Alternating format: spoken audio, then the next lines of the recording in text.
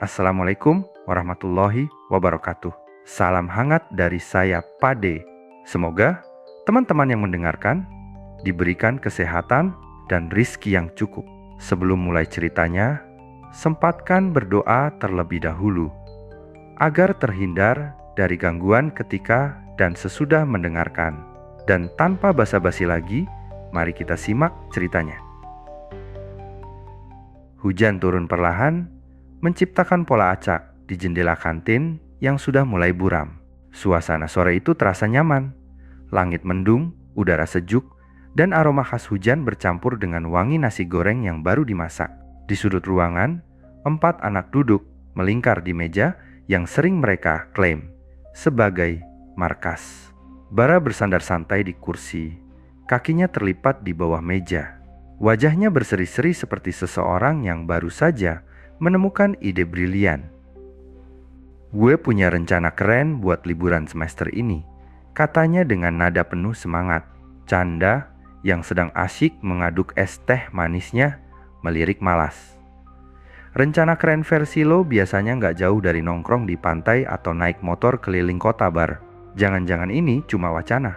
Bara mengangkat alis, menatap Canda dengan senyum penuh percaya diri. "Kali ini beda, bro. Kita naik gunung Semeru." Keya, yang sibuk menggambar di buku catatan kecilnya, mendongak. Pensil di tangannya berhenti bergerak. "Semeru, itu yang ada Ranu Kumbolonya kan? Tempatnya cantik banget kalau lihat di foto-foto." "Iya, Keya. Dan kita bakal ke sana. Bayangin, kita duduk di depan tenda, lihat danau sambil nunggu matahari terbit. Momen kayak gitu gak bakal lo dapat di kota." Bara menjelaskan dengan gestur tangan yang dramatis. Gue, yang sejak tadi diam sambil menikmati nasi goreng, akhirnya angkat suara. "Bara, lo yakin? Ini Semeru, bro. Gunung tertinggi di Jawa. Kita ini anak kota. Naik tangga sekolah aja, gue ngos-ngosan." Bara tertawa, menunjukkan lesung pipinya yang khas.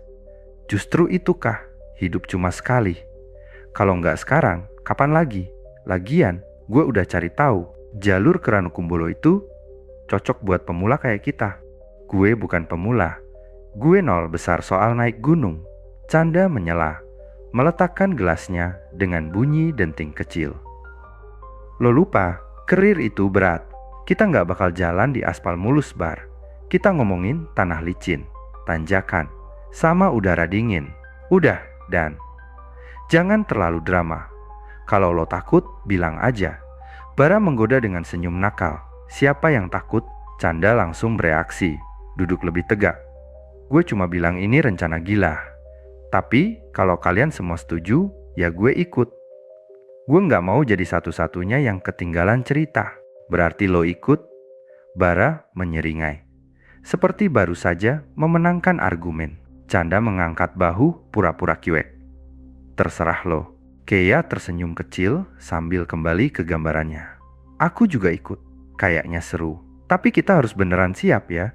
Kalau cuma modal nekat nanti malah nyusahin orang." "Tenang aja. Gue bakal urus semuanya." Bara berkata penuh keyakinan. Gue menghela napas. Bara memang selalu seperti ini. Ide besar, keyakinan besar, tapi sering lupa soal detail kecil yang penting. Tapi entah kenapa, kali ini gue merasa tertarik. "Oke, gue ikut. Tapi dengan satu syarat." "Apa?" Bara menatap gue penuh rasa penasaran.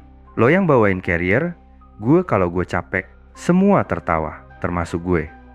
Tapi di balik tawa itu, gue mulai merasa bahwa liburan kali ini bakal jadi pengalaman yang gak biasa. 1 minggu setelah obrolan di kantin, Bara benar-benar mengumpulkan kami untuk rapat kecil di rumahnya. Kamar Bara adalah perpaduan antara gudang perlengkapan outdoor dan ruang tamu. Poster-poster pemandangan gunung menghiasi dinding, dan ada peta topografi Semeru yang terpampang di meja belajarnya. "Jadi, ini rencana kita," katanya sambil menunjuk peta dengan tongkat kecil yang dia buat dari pensil. "Ranupane ke Ranu Kumbolo, lalu lanjut ke Kalimati. Kalau lancar, kita bisa sampai sana dalam 3 hari." Canda duduk di pojok sofa, memainkan ponselnya tanpa minat. "Gue baru tahu lo segitunya, Bar. Gue pikir kita cuma jalan santai. Sekarang malah kayak ekspedisi militer. Persiapan itu penting, dan..." Bara menjawab dengan serius. Kalau nggak siap, kita bakal nyusahin diri sendiri di atas sana.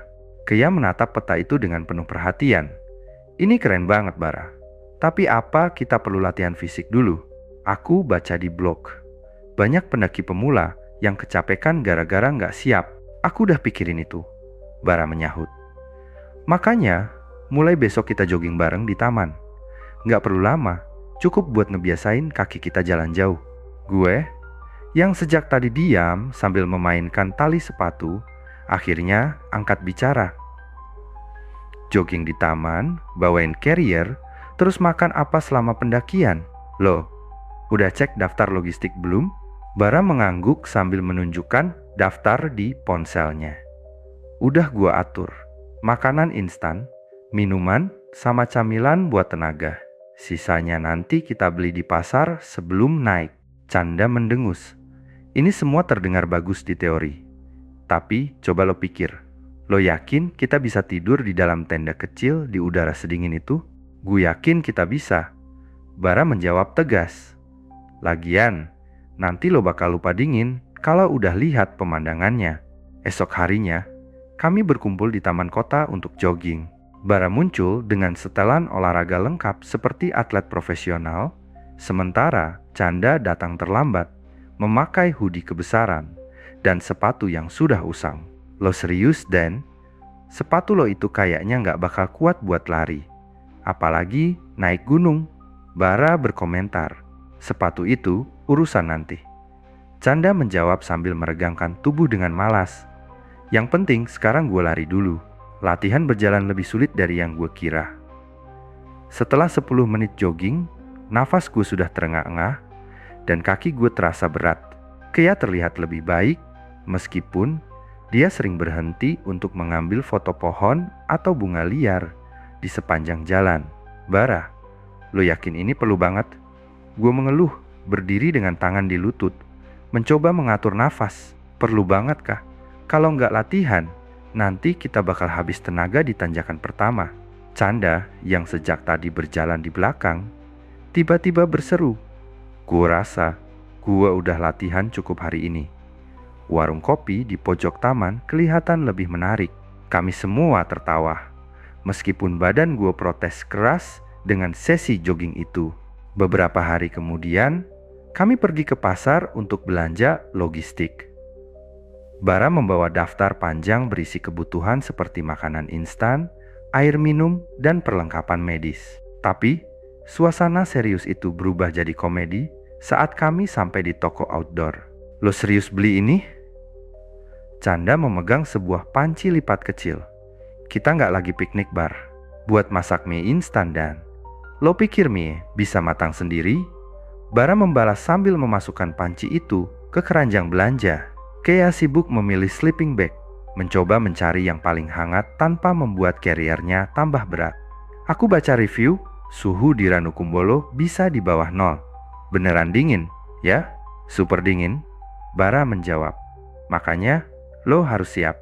Canda, sementara itu, asik mencoba kacamata hitam dan topi pendaki yang dia temukan di rak sebelah. Gue mulai kelihatan kayak pendaki profesional kan? Katanya dengan bangga. Gue rasa lo lebih mirip turis di pantai, kata gue, menahan tawa. Di akhir minggu, perlengkapan kami sudah hampir lengkap.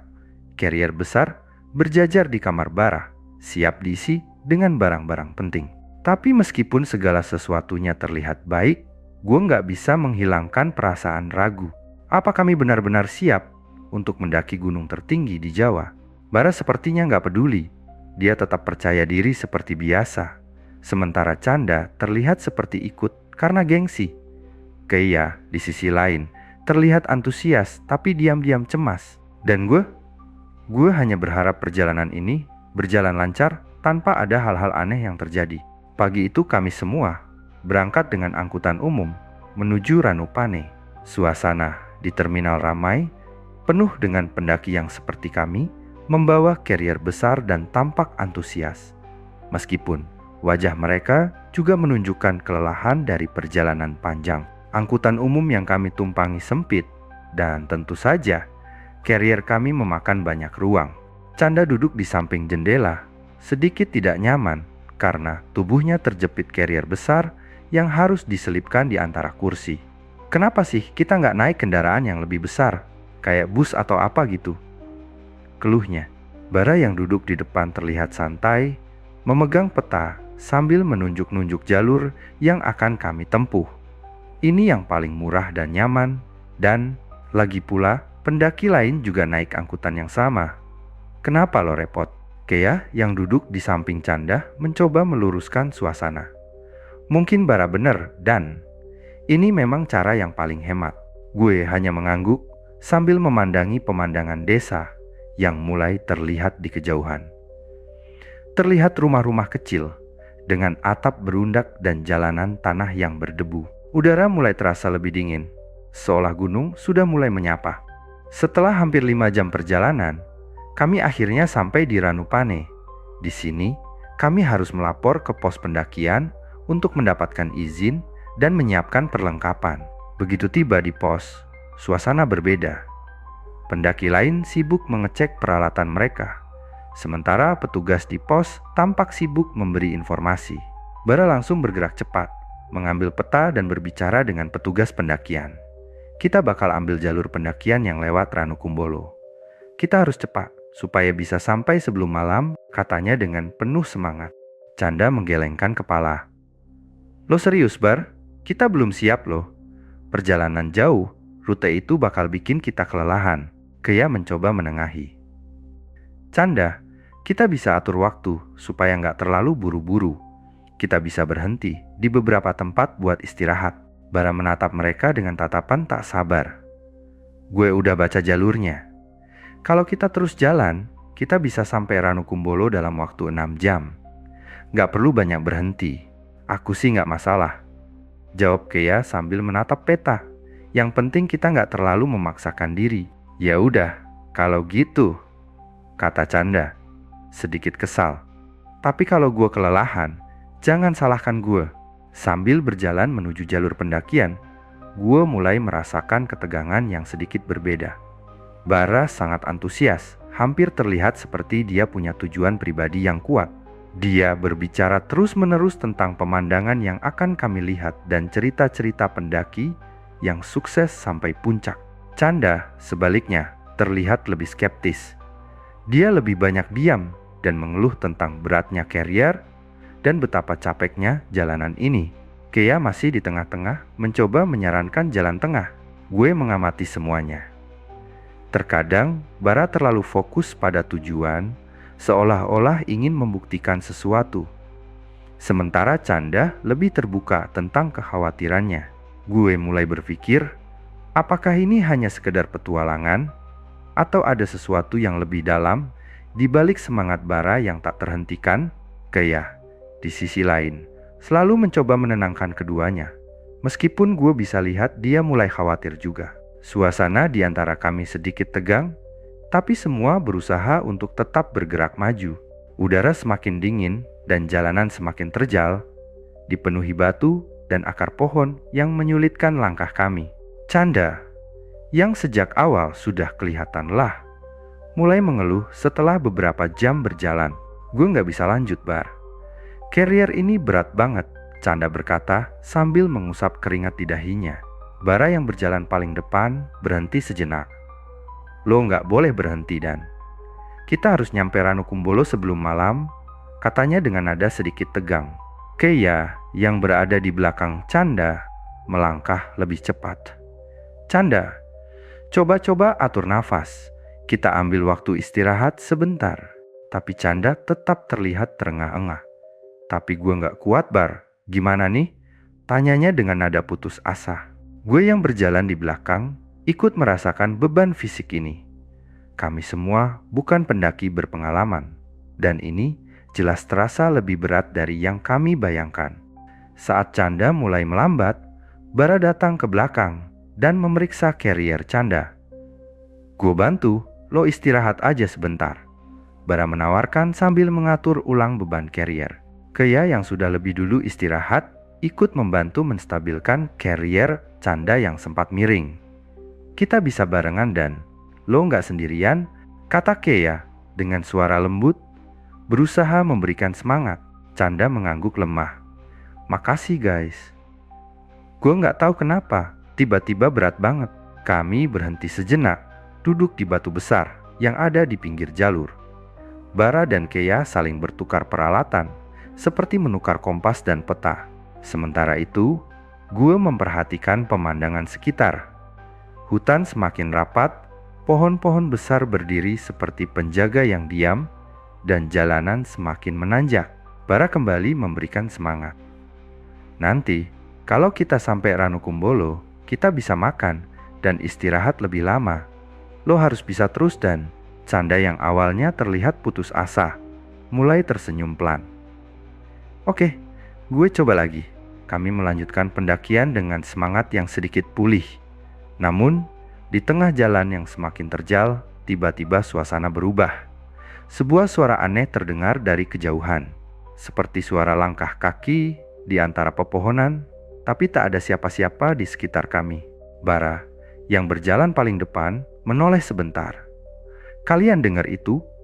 Tanyanya dengan suara rendah. Kea dan Canda saling pandang.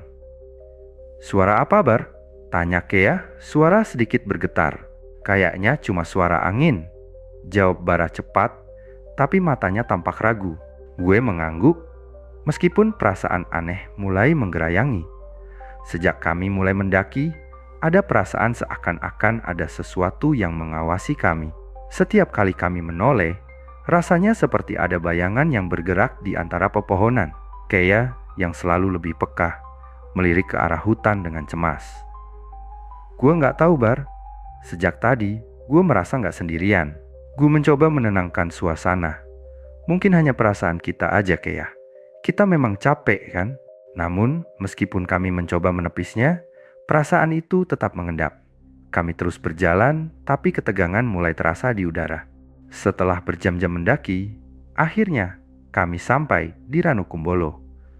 Pemandangan yang terbentang di depan mata kami sungguh menakjubkan. Danau besar yang tenang dikelilingi oleh perbukitan hijau yang menjulang tinggi. Udara segar, sejuk, dan suara alam memenuhi telinga kami. Kea langsung mengeluarkan kamera dari tas dan mulai memotret dari berbagai sudut. Ini tempat paling indah yang pernah aku lihat, katanya dengan penuh semangat, terus mengarahkan kamera ke danau dan sekelilingnya.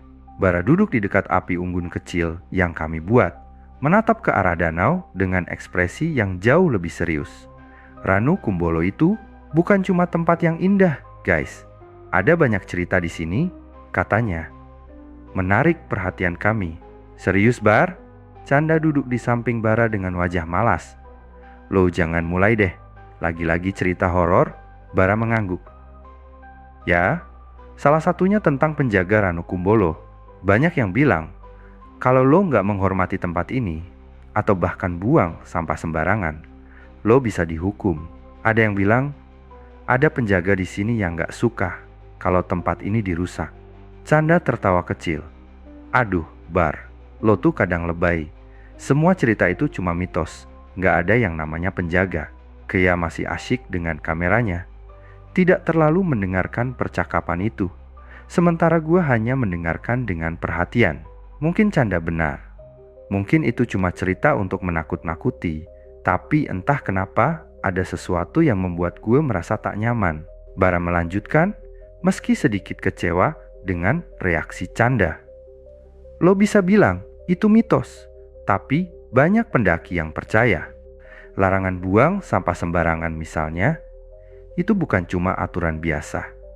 Itu bagian dari menjaga keharmonisan tempat ini. Kalau lo sampai melanggar, katanya lo bakal kena sial. Ya sudah, Bah. Kita kan gak mau buang sampah sembarangan, jadi gak perlu takut kan? Canda berkata dengan acuh, seolah mencoba mengalihkan perhatian. Namun, meskipun Canda berbicara santai, ada sesuatu dalam nada suara Bara yang membuat gue merasa ada yang lebih dari sekadar cerita. Gue merasakan ketegangan di udara, meski tidak ada yang bisa dijelaskan.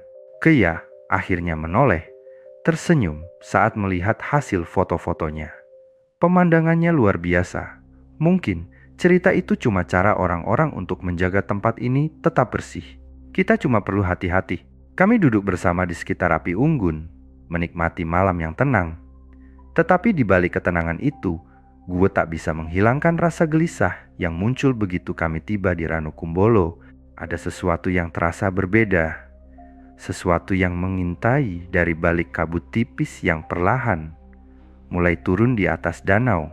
Malam pertama di Ranukumbolo, kami habiskan dengan makan bersama di tepi danau. Suasana masih hangat, penuh tawa dan obrolan santai tentang pendakian dan harapan kami untuk sampai puncak. Bara, yang biasanya serius, bercerita tentang pendaki yang pernah ia temui sebelumnya. Jadi, kata mereka, pemandangan dari puncak Semeru itu luar biasa. Lo bisa lihat seluruh pulau Jawa dari sana, kata Bara dengan penuh semangat, membuat yang lain mendengarkan dengan antusias. Canda tertawa. Asal kita nggak pingsan duluan di jalan ya. Obrolan berlanjut, tawa kami bergema di udara malam yang sejuk. Tapi begitu langit mulai gelap, suasana mulai berubah. Kabut tipis turun perlahan di sekitar danau, menambah kesan misterius. Kami berpisah untuk tidur setelah makan, dan masing-masing masuk ke dalam tenda. Aksa, yang terjaga sedikit lebih lama, mulai merasakan keheningan yang mencekam.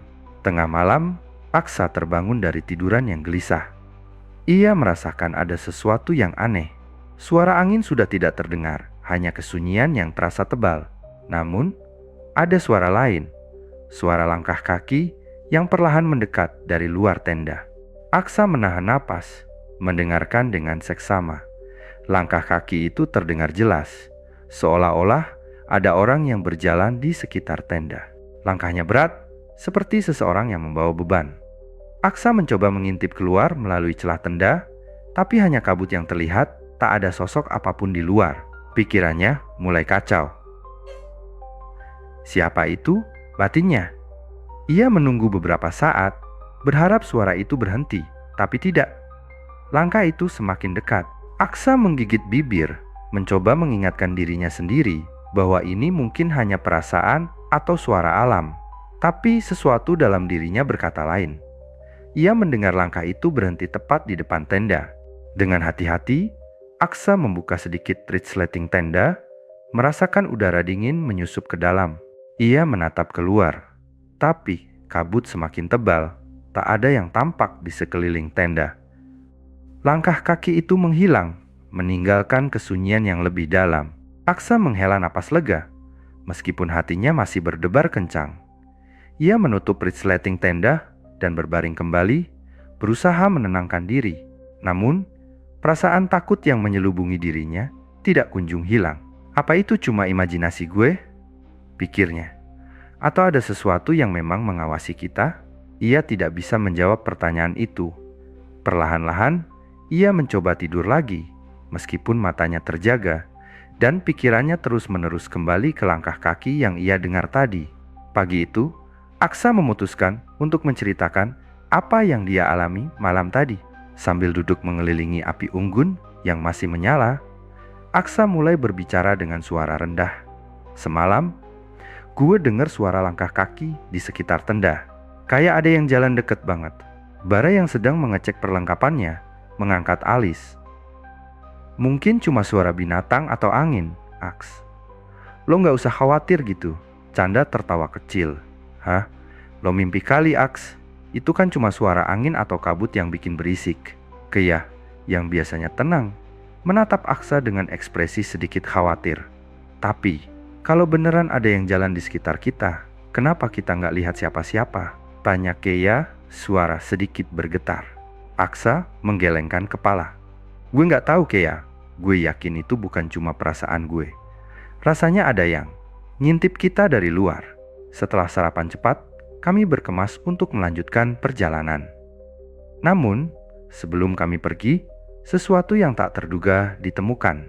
Bara yang sedang membersihkan sekitar tenda melihat jejak langkah besar di tanah basah di sekitar tenda kami. Lo lihat ini? Bara menunjuk ke jejak-jejak kaki yang terinjak jelas di tanah, seperti seseorang yang berjalan mengelilingi tenda kami semalam. Keyah langsung mendekat dan melihat lebih dekat. Ini bukan jejak kita kan? Tanyanya dengan wajah pucat. Canda memandangnya sekilas, lalu mengangkat bahu. Mungkin ada orang lain lewat sini. Ini jalur pendakian kan? Tapi Aksa merasakan ketegangan itu meningkat. Tapi kenapa kita nggak dengar suara orang lain? Kenapa gue cuma dengar langkah yang berat itu tadi malam? Kami semua diam, tak bisa menjawab. Jejak itu tampak terlalu jelas untuk diabaikan, tapi juga terlalu samar untuk dihubungkan dengan siapapun. Setelah temuan itu, suasana di antara kami berubah. Setiap langkah kami terasa lebih berat. Bara yang biasanya optimis, kali ini lebih banyak diam dan terus memeriksa sekitar. Canda yang semula santai, mulai terlihat cemas. Keya, yang biasa tenang, kini mulai sering melirik ke belakang. Suasana hutan yang biasanya menyegarkan, kini terasa lebih sunyi. Tidak ada suara burung atau binatang. Hanya angin sepoi-sepoi yang seakan berbisik di antara pepohonan. Kami melanjutkan perjalanan dengan langkah yang lebih hati-hati. Tetapi rasa was-was tetap ada di udara. Aksa merasa ada sesuatu yang mengintai kami. Meskipun kami semua berusaha untuk tidak memikirkan itu. Kami berjalan lebih cepat, seakan berharap sampai di tempat tujuan tanpa ada gangguan. Namun, semakin dalam kami memasuki hutan, semakin terasa berat beban yang kami bawa. Keheningan yang aneh terus mengiringi langkah kami. Perjalanan kami menuju Kalimati, pos terakhir sebelum puncak Semeru, semakin terasa melelahkan. Hutan yang sunyi semakin menambah kesan seram di perjalanan ini. Setiap langkah terasa semakin berat, seakan alam menyambut kami dengan diamnya. Keya yang berjalan di samping gue tiba-tiba berhenti sejenak dan menatap ke sekitar dengan cemas. "Lo merasa itu juga nggak?" tanyanya dengan suara pelan. Aksa menoleh. "Apa yang lo maksud, Keya? Kayak ada yang ngeliatin kita," jawab Keya dengan suara bergetar. Lalu melangkah cepat. Bara yang mendengar percakapan itu mencoba mencairkan suasana dengan bercanda. "Mungkin kalian kebanyakan mikir. Kali itu cuma burung atau angin aja. Ayo, jangan takut." Tapi Canda yang berjalan di belakang terlihat kurang tenang. "Gua juga ngerasa aneh. Ada sesuatu di sini yang gak biasa," katanya sambil melirik ke kanan dan kiri. Kami melanjutkan perjalanan, tetapi perasaan tidak nyaman semakin membayangi. Tiba-tiba, sebuah ranting besar terdengar patah dengan keras. Meskipun tidak ada angin, semua langsung berhenti mendengarkan dengan cemas. "Siapa yang di belakang?" tanya Bara menatap ke arah belakang kelompok. Tapi tak ada satupun pendaki lain yang tampak di sekitar kami. Langkah kami semakin cepat, namun ketegangan tetap ada. Di kejauhan, bayangan hitam bergerak cepat, hilang di antara pepohonan. "Kalian lihat itu?" tanya Keya dengan suara pelan. "Apa?" Canda memandang sekeliling. "Nggak ada apa-apa kan?" Angin tiba-tiba bertiup kencang, dingin menyengat kulit. Keya merapatkan jaketnya. "Ini makin nggak enak guys," katanya, berbicara pelan. Kami terus melangkah, tapi rasa takut semakin merasuki hati. Ada sesuatu di hutan ini, sesuatu yang mengawasi kami. Setiap langkah terasa semakin penuh tanda tanya. Malam kedua kami di Kalimati, suasana semakin mencekam. Angin berhembus kencang, membawa kabut tipis yang menutupi seluruh area sekitar tenda kami. Kami berusaha untuk tidur, tetapi rasa cemas tetap menghantui. Tenda kami tiba-tiba bergetar, seolah ada yang menggerakkannya dari luar. Aksa terbangun dan langsung duduk, mendengarkan dengan teliti. "Kalian dengar itu?" katanya dengan suara pelan. Keya yang terjaga dengan wajah pucat menatap keluar melalui celah tenda. "Suara langkah kaki, itu jelas kan?" tanya Keya gelisah. Bara yang sedang mencoba tidur hanya mendengus. "Kalian jangan panik. Itu pasti cuma angin atau binatang. Kita cuma capek." Namun, tak lama kemudian, sebuah suara samar terdengar memanggil nama mereka. Satu persatu. Aksa, Bara, Keya. Suara itu rendah dan melengking, seolah datang dari kejauhan, namun jelas terdengar. Keya menoleh ke Aksa ketakutan. "Lo denger itu? Ada yang manggil nama kita." Aksa menarik napas panjang. Gue denger, tapi gue nggak tahu dari mana. Mungkin itu cuma suara dari hutan. Canda yang terbangun dan mulai kesal, menggoyangkan kepala. Aduh, ini cuma paranoia kalian aja. Nggak ada apa-apa guys. Kalian cuma takut sama hal-hal nggak jelas. Namun, Keya dan Aksa tidak yakin. Canda, ini bukan cuma paranoia. Gue merasa ada sesuatu yang nggak beres di sini, kata Keya dengan suara gemetar. Bara berdiri dan memeriksa sekitar tenda, mencoba untuk tetap tenang. Canda bener Keya, jangan panik dulu. Kita semua capek, otak kita bisa mainin kita. Coba tidur, semuanya akan baik-baik saja. Tetapi meskipun Bara mencoba menenangkan mereka, ketegangan di udara semakin terasa. Suara langkah kaki yang tiba-tiba terhenti dan bisikan samar yang memanggil nama mereka membuat semuanya semakin ragu. Tidur kami terasa semakin jauh, hanya ada perasaan gelisah yang menyelimuti malam itu. Setelah malam yang penuh ketegangan, keesokan paginya, suasana semakin mencekam. Kami mulai menyadari bahwa beberapa hal yang kami anggap sepele mungkin telah melanggar aturan tak tertulis yang ada di gunung ini. Kami membuang sampah sembarangan di Ranukumbolo dan bercanda berlebihan tentang cerita-cerita mitos yang terdengar konyol. Semua itu mungkin bukan tanpa konsekuensi. Bara, yang sejak awal tetap skeptis, akhirnya mengakui sesuatu yang tak biasa. Oke, gue gak tahu harus bilang apa. Gue kira semua ini cuma khayalan, tapi ada yang beda di sini, kata Bara, suaranya penuh penyesalan. Gue gak percaya cerita penjaga atau apapun itu, tapi ada sesuatu yang gak bisa dijelasin. Keya yang duduk di samping Bara mengangguk perlahan. Gue mulai percaya ada yang mengawasi kita. Mungkin kita udah salah melanggar aturan yang gak kita tahu. Aksa menggigit bibir merasa bersalah. Tapi gimana caranya kita bisa minta maaf? Semua ini terasa nyata. Di Ranupane sebelum berangkat, seorang pendaki tua yang kami temui memberitahu kami cara tradisional untuk meminta maaf kepada penjaga gunung. Jika lo melanggar aturan gunung, lo harus melakukan permohonan dengan cara yang benar. Jangan anggap remeh. Gunung Semeru itu hidup, katanya dengan serius.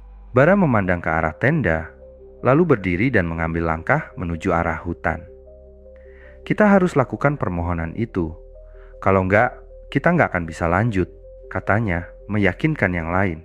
Kami berkumpul di sekitar Bara yang mulai memimpin doa sederhana yang diajarkan oleh pendaki tersebut. Bara dengan suara rendah mengucapkan kata-kata permohonan maaf, meminta izin untuk melanjutkan perjalanan dan memohon agar mereka diberi keselamatan. Keya dan Aksa mengikuti dengan khusyuk. Canda, meskipun terlihat ragu, akhirnya ikut berdoa. Semua terdiam, merasakan ketenangan yang datang setelah ucapan doa itu. Hari yang penuh perjuangan. Kami melanjutkan perjalanan menuju puncak Semeru, melewati Arkopodo dan pasir berbisik yang terkenal dengan tanjakan terjalnya. Pasir yang berterbangan tertiup angin membuat kami harus ekstra hati-hati. Setiap langkah terasa berat, terutama ketika medan mulai menanjak curam. Hanya ada pasir dan bebatuan yang menemani. Tapi meskipun tubuh kami lelah, ada kebahagiaan yang tak bisa disembunyikan. Pemandangan alam yang luas, pepohonan yang semakin menipis, dan kabut tipis yang menyelimuti puncak membuat kami semakin terpesona. Keya menghela napas panjang. Lihat ini guys, kita hampir sampai. Semua capek ini kayaknya terbayar lunas. Bara yang berjalan di depan mengangguk. Iya, gue gak nyangka perjalanan kita bisa sejauh ini. Walaupun banyak hal aneh yang terjadi, tapi pemandangan ini luar biasa. Canda tersenyum lebar. Bener juga ya, semua cerita horor tadi kayaknya cuma bagian dari perjalanan. Tapi lihat puncaknya, ini baru terasa puncak petualangan kita. Kami berhenti sejenak untuk menikmati pemandangan yang indah. Tertawa bersama, berbagi cerita tentang masa depan dan harapan. Semua ketegangan, ketakutan, dan kebingungan yang pernah ada seakan hilang begitu saja, tergantikan oleh rasa syukur dan kebahagiaan yang sederhana. Perjalanan turun dari puncak Semeru terasa berbeda. Meski tubuh lelah setelah perjalanan panjang, ada perasaan yang lebih tenang menyelimuti kami. Suasana yang sebelumnya penuh ketegangan kini terasa lebih damai, seperti alam yang akhirnya menerima kami kembali. Kami melangkah hati-hati, menuruni tanjakan yang sebelumnya terasa sangat menantang. Angin yang lebih sejuk menyapu wajah, dan kabut yang sebelumnya menyelimuti puncak kini tampak jauh di bawah kami. Kami tak lagi merasa dikejar oleh ketakutan, meskipun kami tetap waspada terhadap setiap langkah. Aksa berjalan di barisan belakang, merenung dalam. Gue gak pernah nyangka perjalanan ini bisa ngebuka mata gue. Kita sering nganggap alam cuma latar belakang buat petualangan kita, tapi sebenarnya kita yang harus belajar menghormatinya, katanya dengan suara pelan. Keya yang berjalan di sampingnya mengangguk. Iya, Aks. Semua yang terjadi di sini kayak ngasih kita pelajaran besar. Ada hal-hal yang gak bisa dijelaskan, tapi kita harus percaya dan hormatin apa yang ada di sekitar kita. Bara yang ada di depan, meskipun lebih banyak diam, akhirnya berkata, "Gue ngerti sekarang." Terkadang kita suka ngeremehin hal-hal kayak gini, padahal ada kekuatan lebih besar yang harus kita hormati. Canda yang biasanya lebih santai, kali ini lebih banyak berpikir. Kayaknya selama ini kita terlalu fokus sama tujuan, tapi gak pernah mikirin perjalanan itu sendiri. Alam ini ngasih kita kesempatan untuk belajar, dan kita harus ngerti kapan harus minta izin. Kami semua terdiam sejenak, meresapi pelajaran yang baru saja kami alami. Sesuatu yang lebih besar dari sekadar pendakian, lebih dalam dari hanya sekadar petualangan. Saat kami sampai kembali ke base camp, kami merasa telah melewati sesuatu yang lebih dari sekadar perjalanan fisik. Kami telah melewati pengalaman yang mengajarkan kami tentang rasa hormat, kepercayaan, dan hubungan manusia dengan alam. Kami pulang bukan hanya dengan cerita, tetapi dengan pelajaran berharga yang akan selalu kami ingat. Kehidupan kembali seperti semula setelah kami turun dari gunung. Suasana kota yang sibuk dan bising menyambut kami. Lalu lintas, gedung-gedung tinggi, dan hiruk-pikuk kehidupan sehari-hari terasa jauh berbeda dari kedamaian yang kami rasakan di gunung. Namun, ada sesuatu yang berubah dalam diri kami. Bara, yang dulu terlihat paling skeptis, kini lebih tenang dan bijaksana. Ia mulai lebih sering mendengarkan sebelum berbicara, dan sepertinya mulai menghargai waktu bersama teman-temannya. Keya, yang selama ini terlihat pendiam, kini lebih sering tersenyum dan berbicara tentang rencana-rencana masa depan. Ia sering mengajak kami untuk melakukan hal-hal sederhana yang lebih bermakna, seperti hiking di sekitar kota atau sekadar duduk menikmati matahari terbenam. Canda, yang dulu selalu membuat lelucon dan tidak pernah terlalu serius, mulai lebih reflektif. Dia bahkan mulai mengurangi kebiasaannya bercanda berlebihan dan mulai lebih fokus pada hal-hal yang penting. Dan aku, Aksa, merasa pengalaman itu memberikan pelajaran besar. Setiap kali aku merasa tergesa-gesa atau melupakan hal-hal penting dalam hidup, aku teringat akan pendakian itu. Aku mulai menulis pengalamanku dalam sebuah jurnal, sebagai pengingat agar tidak meremehkan alam dan misterinya. Aku belajar untuk lebih menghormati kekuatan alam dan segala yang tak bisa dijelaskan. Suatu sore, kami berkumpul di kafe favorit kami. Bara tiba-tiba berbicara dengan serius. Gue tahu, kita sering lupa sama pelajaran yang kita dapat di gunung. Tapi gue rasa kita semua berubah. Kita nggak cuma jadi pendaki, tapi juga lebih bisa saling menghargai. Keya mengangguk. Iya, kita tahu sekarang. Kadang kita harus lebih banyak mendengar daripada berbicara. Alam punya cara sendiri untuk mengajarkan kita. Canda tersenyum. Dan kadang kita nggak harus punya semua jawaban.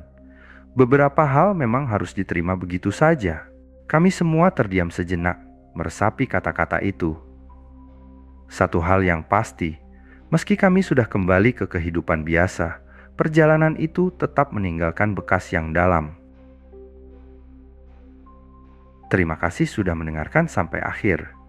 Semoga cerita ini bisa mengisi waktu dan menjadi teman beristirahat di saat Anda lelah. Jangan lupa tinggalkan jejak di kolom komentar. Dan akhirus salam. Wassalamualaikum warahmatullahi wabarakatuh. Sampai jumpa di cerita selanjutnya.